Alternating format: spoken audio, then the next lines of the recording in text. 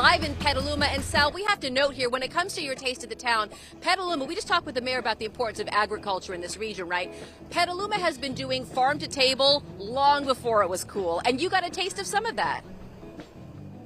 I did, and by the way, guys, you're right across the street, or right there in front of you, Cucina Paradiso and Reese BC Seared Steakhouse. I've tried all of those. They're all very good. In fact, if you come to Petaluma, you will not leave hungry. I heard you say that you can go cheap, you can go expensive, you can go middle ground, you can drink beer or wine. I went out and tried all kinds of things in Petaluma, and here is what I found. Petaluma is a town that still has a rural side. Not too far from downtown, it looks like a scene from yesteryear. You might suspect a place with a history of raising chickens and other livestock would have some good food associated with it. You'd be right. However, the Petaluma food scene has evolved from its humble beginnings. I feel like it's gone from a little more meat and potatoes to kind of having a lot more diversification. A good example is right here on Kentucky Street downtown. This is where Chef Christian Caiazzo and his wife Katrina Fried run Stellina Pronto, a strictly takeout Italian bakery. Here you'll find house-made pastries, sandwiches, and fancy Italian sodas. The small kitchen is running all day long, and the gourmet coffee and the service are what people rave about. They do know me by name. They start my coffees before I show up. And can we talk about the decor, the flowers, how lovely it is? Caiazzo's history of working at Michelin star-rated eateries really shows here. If you visit, you owe it to yourself to try the warm focaccia bread and an artisan brew often made by Christian himself. We're a big deal. But let's get back to that meat and potatoes and head down the street to Sachs Joint. Although it doesn't look like a diner from the outside, when you walk in, you're transported back to the American graffiti era. Motorcycles, old Coca-Cola bottles, and other Americana will set the table for huge plates of French toast, eggs, burgers, everything you'd expect from a true 1950s diner. And I always enjoy checking a place out by seeing what comes out of the window. Yeah, you'd better come hungry. We also have a little joke that we like to say is if you're hungry when you leave, McDonald's is down the road. Everybody laughs. You won't leave hungry.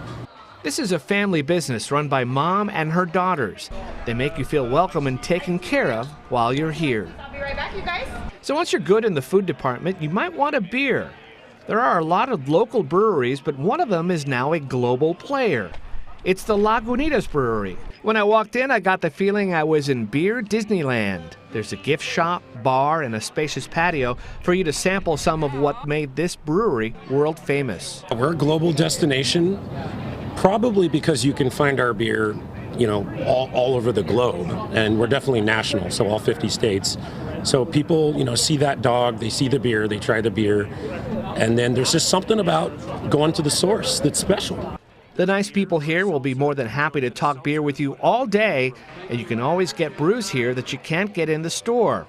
And if you're hungry, the wings and the burger are my recommendations. Petaluma has so many good places to eat. We couldn't possibly show all of them, but I wanted to throw in a great Italian restaurant called Cucina Paradiso on the Riverwalk. Again, look at the dishes coming out of the window. A few doors down, you can taste house-made ice cream at Lala's Creamery. And you can get delicious, authentic Mexican food at Elroy's Taqueria, which can be found in one of these orange food trucks. Yeah, this is a real deal. And, right when I finished doing that, of course, the locals said, did you try this place? Did you try that place? Because that is not an exhaustive list. I want to try Mi Pueblo next. I want to try Central Market. I went to Brewster's last year. It was great. So there's just so many places to try. And by the way, on our website, if you want to go to KTVU.com, that whole Lagunitas tasting you saw me do, there's a longer form where I sit down with Jeremy, the brewmaster, and we go through a flight of beer. If you are a beer person, go to our website. That whole uncut interview is there, Garcia. So this is a tough assignment. I promise to keep doing this all summer just for KTVU and our viewers.